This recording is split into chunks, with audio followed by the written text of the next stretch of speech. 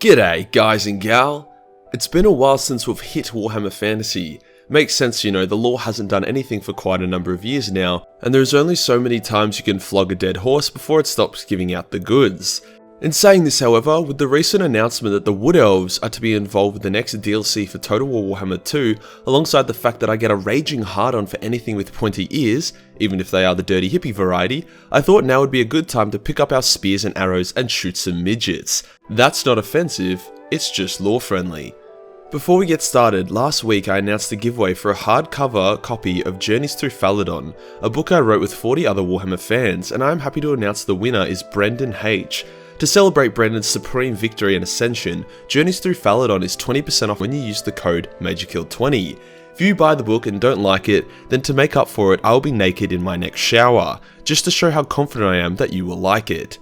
Today we'll go over who the Wood Elves are and where they came from. We'll then discuss some of their more well-liked characters, as well as what they got up to during the end times. Let's get into it. The elves weren't always fractured into three different groups of privileged white people. Once, there were only one group of them, and they were simply called the elves.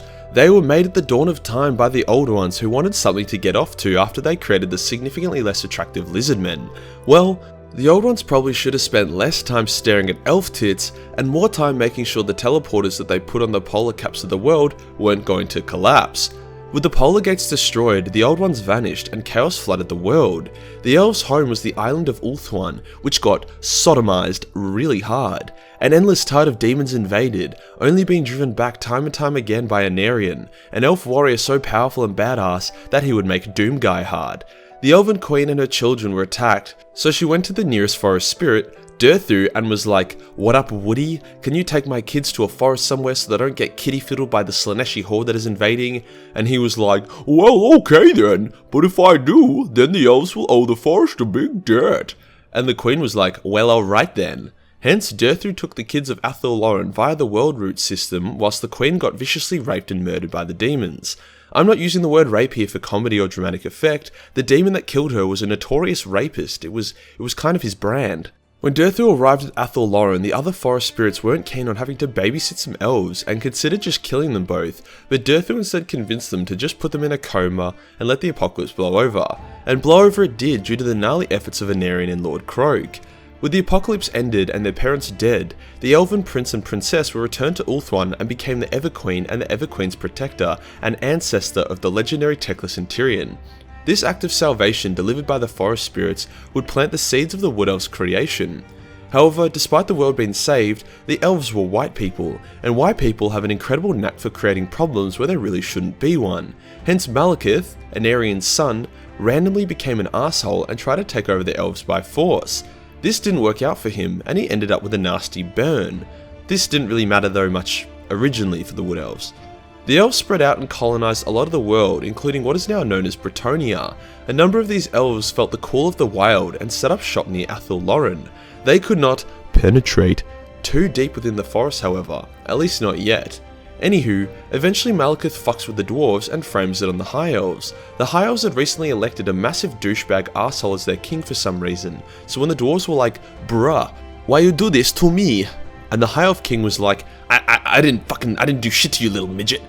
And then they shaved the dwarves' beard off, which is a massive no-no in Dawei society. Hence began a massive war between the dwarves and the elves, which ended in said arsehole's king getting his head mushed in with a massive warhammer. I actually have a video about the War of the Beard if you want to learn more about this, but at the conclusion of the war, Malekith invaded Ulthuan again, hence the High Elves recalled all elves across the world to return and defend their homeland. The elves living around Athel Loren felt a strong connection to the forest, almost like their queen from thousands of years ago had created a spiritual bond to it in exchange for saving her children from a rape monster. Hence, when they were told to return home, they instead chose to declare independence from the Phoenix Throne and created their own new elf society, which would one day be known as the Wood Elves. Eventually the Dawei, who apparently hated the environment, came into Athel Loren and began cutting down and burning the forest. Durthu was wounded by these dwarves, so in a pretty dog move, he opened up forest paths for the dwarves which led to the elves, causing the two races to fight. The elves did a great job of clapping the Dawei, hence the forest began to aid the elves, allowing them to slip in and out of its cover whilst always hindering the Dawei. The dwarves quickly got sick of being bullied and left. Due to the elves' help, the forest spirits allowed them to travel deeper within Atholloran, where an elf by the name of Ariel discovered the art of tree singing, allowing the elves a greater connection with the woods and helped them form a bond. At this point, the forest spirits had not yet revealed themselves to the elves, and had been helping or hindering them from a distance. After a small time, the bullied dwarves returned with a massive army hell-bent on accelerating climate change. The elves were pretty screwed, as not only did they have to fight these dwarves, but there was also a huge greenskin army that equally wanted to warm up the globe. And they were on the way as well. While the elves were shitting themselves, Ariel and a Wood Elf lord called Orion left the War Council to go fuck for a couple days. During this time of need, Durthu and the forest spirits revealed themselves and offered their aid. The combined might of the elves and the treemen were enough to smash the dwarves. However, winter was coming, and trees ain't too warlike in the winter, hence the orcs begun crushing Atholloran. When all hope seemed lost and the last of the elf warriors and forest spirits united by the Oak of Ages, Orion reappeared, this time as the giant avatar of Kurnos, and was a literal god on the battlefield. The orcs were massacred. Ariel had also undergone a transformation, becoming the avatar of Ishar and also incredibly powerful. They were now the eternal god king and queen of the woods. Orion was to be reborn each year to lead the wild hunt, a culling of nearby threats, whilst Ariel was to always keep watch over the kingdom. Despite how uninviting and inhospitable Atholloran was to pretty much everyone, people kept insisting on attacking it. The Beastmen would also become a big problem, as the one who led them was Morgur, the immortal super chaosy beastman. The elves tried to kill him time and time again. He was shot, incinerated, crushed and stabbed, yet he still got up and attacked. Everything he touched was corrupted, and large parts of Atholloran became chaos wastes. Eventually Ariel was able to hit him with a fat Ka-me-ha. You thought I was going to scream into the mic there, didn't you? Which completely vaporized him. However, after some time he would regenerate somewhere else. He pretty much became Kenny from South Park, except that every time he died, everyone was happy. Morgur tried to attack the Lady of the Lake, so Orion tore Morgur limb from limb with his bare hands. Epic. Atholloran entered into a golden age. People finally realised not to fuck with trees, and Morgur was more of a meme than anything else. Mankind also began to rise and provided a powerful buffer for the Wood Elves, which made them even more secure. However, the Wood Elves were white people, and white people always find a way to fuck everything up. Ariel's sister was the wife of Malekith, and she sought to return to him to see if she could get him to take a chill pill and stop trying to ruin everyone's day. Morathi, being a bitch and also wanting to keep Malekith to herself due to their mother-son incest relationship, did not want this to happen. She tricked the High Elf Lord and his men into assassinating Malekith's wife, which in turn enraged Ariel as it was her sister. Ariel and Orion spent years tracking down the person who was responsible for the attack, with Ariel learning dark magic to empower herself. Eventually they discovered it was Morathi and invaded her fortress all the way up in Naggarond. Morathi begged for reinforcements from her son, but he just ignored her as he was aware that she had killed his wife. Eventually Morathi was beaten and knelt before Orion and Ariel. Orion was like, "Can we please just kill this bitch?" But then Morathi offered Ariel knowledge on more dark magic and Ariel agreed for some reason.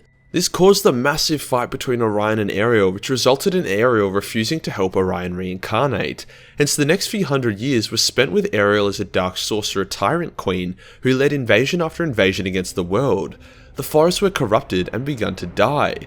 Ariel even tried to absorb Morgur into herself to finally kill him / give her more power. However, this probably would have just ended in her becoming a new chaos god. She was stopped by Durthu, who was one of the few sane people left in the forest. Eventually, a noble treeman elder absorbed the darkness from Ariel into his own body, destroying himself but saving Atholloran in the process. Ariel became super depressed as a result of her being a massive bitch. She began to heal the forest and return Orion to life, however, she did so in isolation. The Wood Elves rekindled their alliance with Bretonnia and even helped the dwarves against the Skaven. Ariel then helped create the Sisters of Twilight, two overpowered elf heroes, before she herself returned to lead her people once again when Morgur returned and was once again killed. This pretty much takes us up to where the Wood Elves are during Total War Warhammer. Ariel is alive and mostly well, so I would say 100% she is going to be the next main lord in the Wood Elves DLC coming up.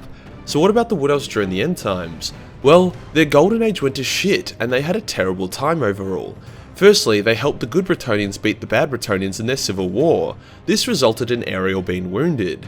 To make matters worse, Lilith, the elven god of being a sneaky backstabbing bitch, poisoned the Oak of Ages and Isha, thereby further hurting Ariel. This resulted in Alariel visiting Athelloren to try heal everything. When she arrived, however, she instead, at Lilith's instruction, devoured Ariel and became a demigod and the new avatar of Isha, despite Isha also being kind of dead now. The Wood Elves, including Orion, pledged their allegiance to Alariel as the new Queen of the Woods. Araloth, a legendary Wood Elf hero and Lilith's side piece, goes on various adventures. He tries to save Tyrion's daughter but fails, he succeeds in saving the human god Shalea from Nurgle, and then he is sent to Lilith's pocket dimension where he's supposed to be the new god there. In the meantime, Orion goes to Ulthuan to try kill Tyrion, who has been possessed by Cain, and despite kicking his teeth in, the elven god of war is more powerful than the elven god of deers and leaves, so Orion was killed, permanently. Eventually the elves are able to overcome their differences and unite under Malekith. What the hell? And he sets up shop in Athelloren. The united elf race goes on to purge the tits out of all the beastmen in the forest, with the Sisters of Twilight leading that effort. However, with Orion and Ariel dead, the rest of the Wood Elves are overshadowed by the actions of the High and Dark Elves. Durthu goes on to kill himself to give Alariel the power she needs for a hectic banishment spell. The remaining Wood Elves are devoured by the end of the world. So now we know the story of the Wood Elves and what they did during the end times. Let's look at some of their characters we haven't really gone over yet. Firstly, there is Araloth, who used to be a massive pussy, but was the chosen one for some reason. Lilith gave him a bunch of courage which he used to beat an imaginary demon. From there, he became a demigod warrior and led the Wood Elves to countless victories. Then we have Nestra and Archan, fucking don't know how to say that, but they look like Muslim names, the Sisters of Twilight. Now, don't know for sure where they came from, but it seems like in some form, they were the daughters of Ariel, and are incredibly powerful. In order to kill them, they have to die simultaneously. If one dies, then they will instantly regenerate so as long as the other one is alive. Combine this with the fact that they're already god tier warriors, mean they have actually never been beaten or permanently killed.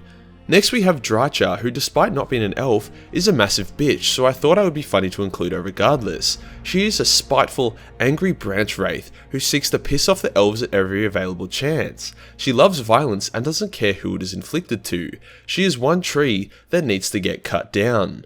There are others, like Nathia the Prophetess, who despite being really good at predicting danger, died horrifically after she tried to spy on Archaon using magic, and he noticed her and turned her into a chaos portal, which allowed the demons to invade Athelloren briefly. Or the Eldar Treeman Codil, who was an even bigger arsehole than Drycha, but they aren't really front and center. Overall, the Wood Elves were a great balance between the Dark and High Elves. They were noble and good, yet had their streaks of darkness and depravity as well. In Age of Sigmar, they have become the Sylvaneth, which I have also done a video on, but they're less about the elves now and more about the forest spirits, but overall it's the same vibe. And that does us for today guys, the lore and story of the Wood Elves and the forest spirits of Athelloren. If you enjoyed the video, like boobs, and want to support the channel, then Patreon is the place to be. Only $1 gives you access to a boatload of Warhammer hentai. Hit the subscribe button, then hit the real subscribe button for more dirty content. Join the Discord for more memes, and I'll see you in the next one. Peace.